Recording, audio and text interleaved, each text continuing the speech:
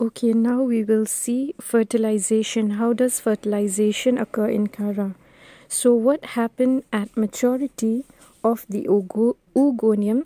As you can see here, these tube cells, okay, 5 tube cells will form and they will cover the whole structure of oogonium, forming a protective layer around the oogonium. So these 5 tube cells, what happened, they will start separating from each other, okay, from one another, and as they separate, narrow slits are formed in between them. So let us see in this figure, you can see these tube cells which are going through the whole structure of the nucleus. These, they will start splitting, okay, they will split or they will separate from one another, and here in between these tube cells narrow slits will form. So it is through these narrow slits that the Antherozoids, okay, they will swim through these slits and they will penetrate inside a gelatinized wall, okay, of the oogonium, and it is through these slits that they will enter and they will swim and come in contact with the egg nucleus. And many Antherozoids, they may enter into the oogonium, but eventually only one of them will fuses with the egg to form the oospore. So what happened when fertilization already occur? It will lead to the formation of a zygote or the oospore. Now, this oospore, it will secrete a thick wall around itself, as you can see here in figure A. It secretes a thick wall, and the inner walls of the tube cell here, okay, remember the tube cells which cover the nucleus, that inner wall of the tube cell, it will also become thickened. But other portions of the sheath wall, they will decay, and the oospore, thus it will look like a thick walnut. This oospore, it is usually yellow, red or brown in color depending on species. That is, it differs from one species to another species of Chara. Okay, some are yellow, some are red, or some are brown in color, depending from species to species. Now, this oospore with surrounding remains of the sheath. Remember that some portion of the sheath, it will become decay, but the remaining portion of the sheath and the oospore, they will fall at the bottom of the pool or the water bodies, wherever they are present. They will fall to the bottom of the water bodies and they will undergo a resting period.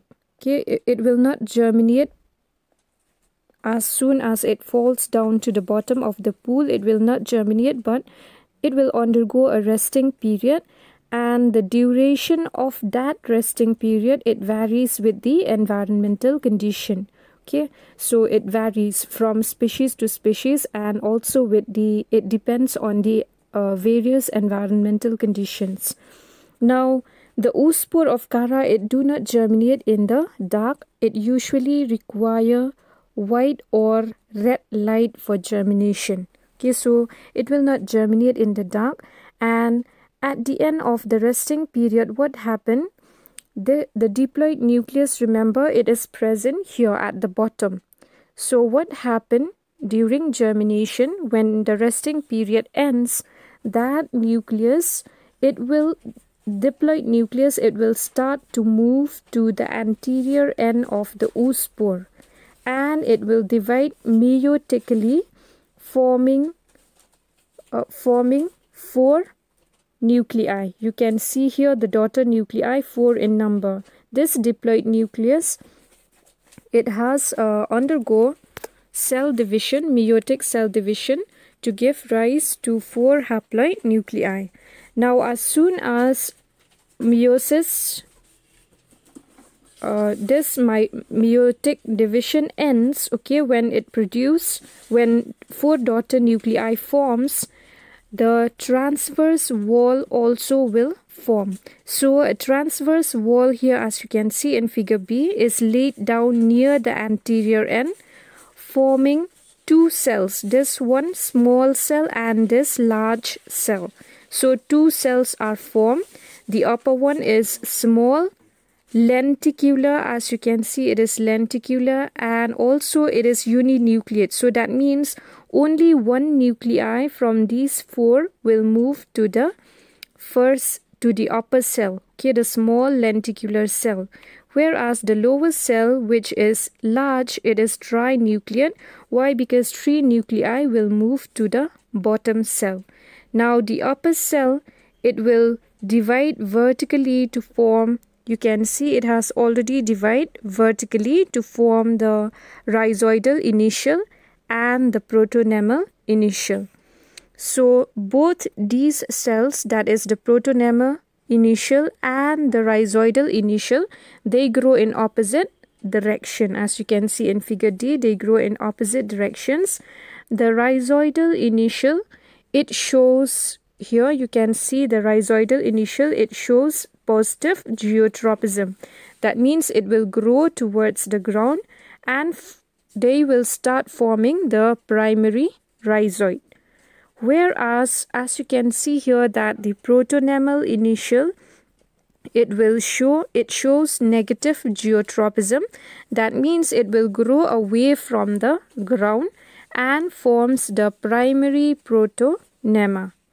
So the primary protonema, it will differentiate into nodes and internodes of Chara, and into nodes and the nodes and internodes of Chara, and also the rhizoids and secondary protonema arise from the peripheral cells of the basal node.